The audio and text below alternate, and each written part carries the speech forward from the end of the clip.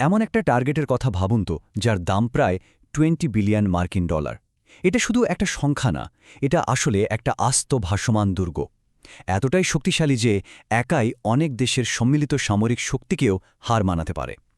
কিন্তু কি হবে যদি এই ভাসমান দুর্গটাই এক অপ্রত্যাশিত চ্যালেঞ্জের মুখে পড়ে? চলুন সেই রহস্যের গভীরে যাওয়া যাক। আমরা কথা বলছি একটা মার্কিন এয়ারক্রাফট ক্যারিয়ার স্ট্রাইক গ্রুপ নিয়ে। এটা কিন্তু আক্ষরিক অর্থেই একটা ভাসমান শহর, যেখানে প্রায় ৮০টার মতো সর্বাধুনিক যুদ্ধবিমান থাকে। আর তার সুরক্ষায় থাকে ডেস্ট্রয়ার, ক্রুজার আর পারমাণবিক সাবমেরিনের মতো জাহাজের একটা পুরো বহর। এটা শুধু একটা অস্ত্র না, এটা বিশ্বজুড়ে মার্কিন শক্তির এক জীবন্ত প্রতীক। কিন্তু এই যে বিলিয়ন বিলিয়ন ডলারের প্রযুক্তি, কয়েক দশকের ইঞ্জিনিয়ারিং আর হাজার হাজার নাবিকের জীবন, এই সব কিছু যদি একটা মাত্র নতুন ধরনের অস্ত্র দিয়েই থামিয়ে দেওয়া যায়, এই অবিশ্বাস্য সম্ভাবনার পেছনের অস্ত্রটি নিয়েই আমাদের আজকের এই বিশ্লেষণ। আচ্ছা, প্রথমেই এই শক্তির বিশালতাটা একটু পরিষ্কার করে নেওয়া যাক। কারণ কাগজে কলমে মার্কিন নৌবাহিনীর ক্ষমতা প্রায় অপ্রতিরোধ্য, কিন্তু এই বিপুল শক্তির আড়ালেই লুকিয়ে আছে এক অদ্ভুত দ্বিধা।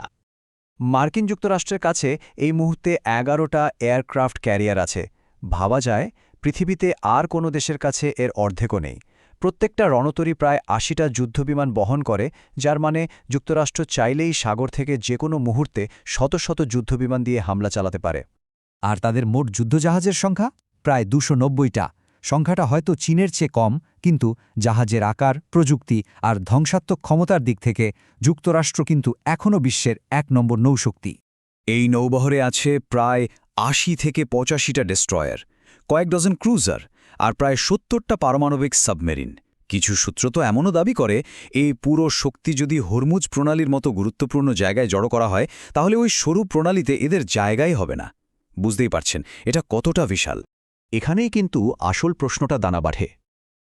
যুক্তরাষ্ট্রের যদি এতই শক্তি থাকে, তাহলে তারা হরমুজ প্রণালীতে টহল দেওয়ার জন্য যুক্তরাজ্য, অস্ট্রেলিয়া বা জাপানের মতো মিত্রদের কাছে কেন সাহায্য চাইছিল, যেখানে তাদের নিজেদেরই কয়েক ডজন জাহাজ বিভিন্ন বন্দরে নোঙর করা অবস্থায় ছিল? এই জটিল প্রশ্নের উত্তর হয়তো লুকিয়ে আছে ভূমধ্য সাগরের গভীরে ঘটে যাওয়া এক রহস্যময় ঘটনায়, যে ঘটনা নিয়ে দুটো সম্পূর্ণ ভিন্নধর্মী প্রতিবেদন পাওয়া যায়। চলুন সেই ঘটনার পর্দা উন্মোচন করা যাক।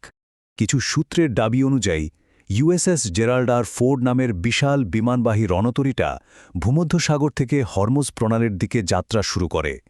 কিন্তু ইরান থেকে প্রায় ২০০০ কিলোমিটার দূরে থাকা অবস্থায় বলা হচ্ছে এটি একটি অ্যান্টিশিপ মিসাইলের দ্বারা আঘাতপ্রাপ্ত হয়। এরপরই নাকি জাহাজটা তার মিশন বাতিল করে থেমে যেতে বাধ্য হয়। এই ঘটনার পর দুটো সম্পূর্ণ ভিন্ন ব্যাখ্যা সামনে আসে। মার্কিন যুক্তরাষ্ট্রের প্রাতিষ্ঠানিক ব্যাখ্যা ছিল খুবই সাদামাটা, জাহাজের লন্ড্রি রুমে নাকি একটা ছোট আগুন লেগেছিল, ব্যাস। অন্যদিকে অন্যান্য সূত্র দাবি করে যে এটা কোনো সাধারণ আগুন ছিল না, বরং এটা ছিল ইরানের একটা মিসাইলের সরাসরি আঘাতের ফল। সূত্রগুলো আরও দাবি করে যে আগুন এতটাই ভয়াবহ ছিল যে তা ৩০ ঘণ্টারও বেশি সময় ধরে জ্বলেছে। একটু ভাবুন তো, যে জাহাজটা উত্তাল সমুদ্রের পানির উপরেই ভাসছে, সেখানে একটা সাধারণ আগুন নেভাতে এত দীর্ঘ সময় লাগার কারণ কি হতে পারে? আর এই কথিত হামলার পরিণতি, সেটাও নাকি ছিল মারাত্মক। প্রতিবেদন অনুযায়ী জাহাজের গুরুত্বপূর্ণ সিস্টেমগুলো বিকল হয়ে যায়, এমনকি টয়লেট পর্যন্ত কাজ করা বন্ধ করে দেয়।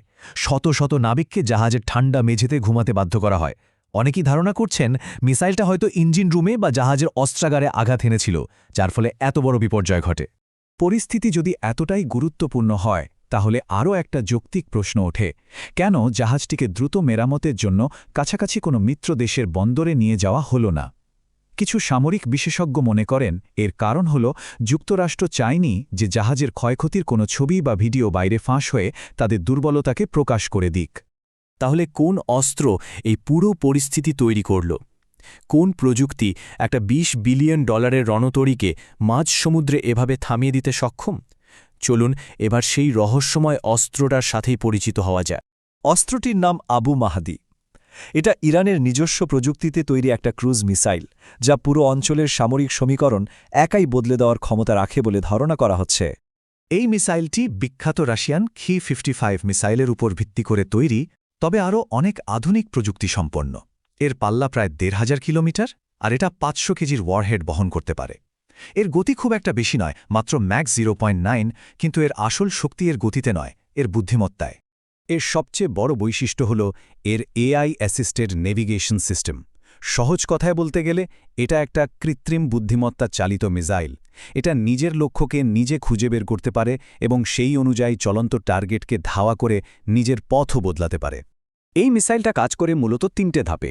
প্রথমত, এটা রাডার এড়ানোর জন্য সমুদ্রপৃষ্ঠের ঠিক ওপর দিয়ে উড়ে যায়, যাকে বলে সি স্কিমিং। দ্বিতীয়ত, এর ভেতরের এআই সিস্টেম লক্ষ্যবস্তুকে শনাক্ত করে সেটিকে লক করে ফেলে। আর সবচেয়ে ভয়ঙ্কর হল তৃতীয় ধাপ। যদি টার্গেট জাহাজটি নিজের অবস্থান পরিবর্তন করে মিসাইলকে ফাঁকি দেওয়ার চেষ্টা করে, এই মিসাইলটিও কৃত্রিম বুদ্ধিমত্তা ব্যবহার করে নিজের পথ পরিবর্তন করে টার্গেটকে খুঁজে বের করে আঘাত হানে। এই একটি প্রযুক্তি নৌযুদ্ধের পুরো সমীকরণকেই যেন বদলে দিচ্ছে। এটা এখন আর বড় আর ছোট লড়াই নয়, এটা হয়ে দাঁড়িয়েছে এক অপ্রতিসম বা অ্যাসিমেট্রিক যুদ্ধ। এই অসম যুদ্ধের মূল ভিত্তি হল খরচের এই অবিশ্বাস্য পার্থক্য। একদিকে একটা ক্যারিয়ার স্ট্রাইক গ্রুপের মূল্য প্রায় $20 বিলিয়ন, আর অন্যদিকে একটা আবু মাহাদি মিসাইলের দাম আনুমানিক মাত্র কয়েক লক্ষ ডলার। এই খরচের বিশাল ফারাকই অ্যাসিমেট্রিক যুদ্ধের মূল শক্তি, যেখানে একটা সস্তা অস্ত্র একটা অত্যন্ত দামি সম্পদকে মুহূর্তেই অকেজো করে দিতে পারে। যুক্তরাষ্ট্রে মোট 11টা ক্যারিয়ার গ্রুপের এই বিশাল নৌবহর তৈরি করতে প্রায় 40 বছর সময় লেগেছে, আর এর মোট মূল্য $200 বিলিয়নেরও বেশি।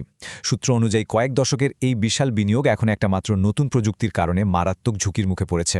এর চূড়ান্ত উপসংহার হল এই একটি প্রযুক্তি মধ্যপ্রাচ্যে মার্কিন শক্তির প্রধান স্তম্ভ, অর্থাৎ তাদের বিমানবাহী রণতরীগুলোকে কৌশলগতভাবে প্রায় অকার্যকর করে দিয়েছে। এখন আর ক্যারিয়ার গ্রুপগুলো আগের মতো নিরাপদ নয়, যা পুরো অঞ্চলের ক্ষমতার ভারসাম্যকে নাড়িয়ে দিয়েছে। তাহলে কি আমরা নৌযুদ্ধের এক নতুন যুগে প্রবেশ করেছি? এমন এক যুগ যেখানে জাহাজের আকার, ব্যয় বা প্রযুক্তিগত শ্রেষ্ঠত্বই আর শেষ কথা নয়, বরং একটা বুদ্ধিমান এবং সস্তা অস্ত্রই খেলার মোড় ঘুরিয়ে দিতে পারে? এর উত্তর হয়তো ভবিষ্যতই দেবে।